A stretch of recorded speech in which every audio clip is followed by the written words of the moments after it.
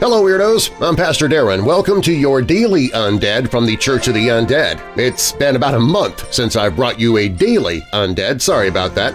This is my opportunity, though, to bring you into what I'm doing with my own daily Bible studies, or perhaps bring you a short message of hope and encouragement during the week, aside from the normal Sunday episodes. If you've not already subscribed to the podcast or YouTube channel, be sure to do so now so you don't miss future uploads. And please, invite others you think might also like the podcast. Tell them to visit WeirdDarkness.com/church for links to the podcast, our Facebook page, and more. That's WeirdDarkness.com/church. Today, I'd like to bring you day number 19 from a YouVersion Bible app study I'm doing for Advent called Emmanuel, God with Us.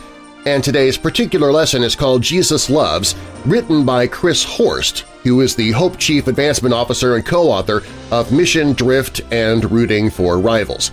I really enjoyed reading this morning, and I just could not help it. I had to share it with you. Dry farming is an old practice gaining new steam in the grape industry. Recent drought conditions in Colorado's western slope produced surprising effects in the grapes. Farmers found their grapes from drier seasons were sweeter than those from wetter growing seasons. In an outcome that seemed almost biblical, these deeply rooted vines produced better fruit than their regularly irrigated counterparts. Something similar may be true in our journey of remaining in the love of God. There is a heresy preached both subtly and explicitly in our world today, that the good life exists when we pursue above all our own comfort, our ease, prosperity, and happiness. Or even worse, the suggestion that following Jesus will result in us experiencing those things. The Advent story, the story of Jesus that is, refutes these heresies. It's not biblical. Jesus abandoned the comfort and prestige of a throne for the filth of a stable. Jesus discomforted himself, demonstrating what real Christian love is.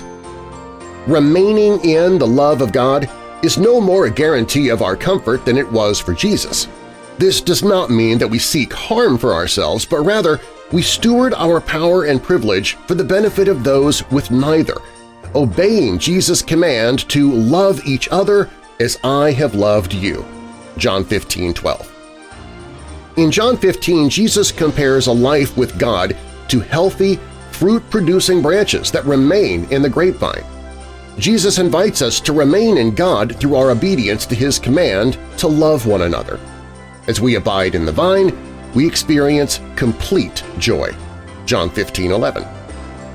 Grape farmers increasingly concern themselves not with insufficient rain but excess rain.